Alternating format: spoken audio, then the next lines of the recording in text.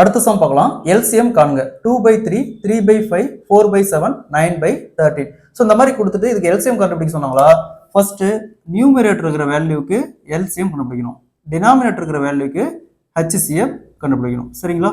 So first numerator இருக்கிற வேல்யூக்கு LCM கண்டுபிடிக்கலாம். என்ன இருக்குங்க? 2, 3, 4, 9. ஸோ ஃபர்ஸ்ட் 2ஆல் கேன்சல் பண்ணால் 1, 3, 2, 9. அடுத்தது 3ஆல் கேன்சல் பண்ணால் 1, 1, 2, 3.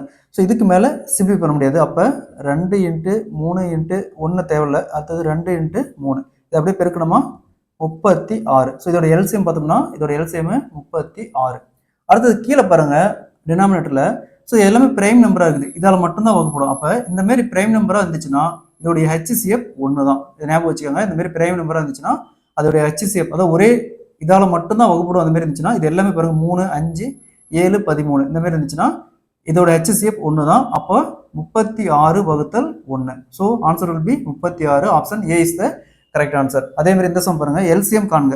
1/2, 2/3, 5/7, 10/11. இந்த சம் சால்வ் பண்ணி ஆன்சரை கமெண்ட்ல போடுங்க.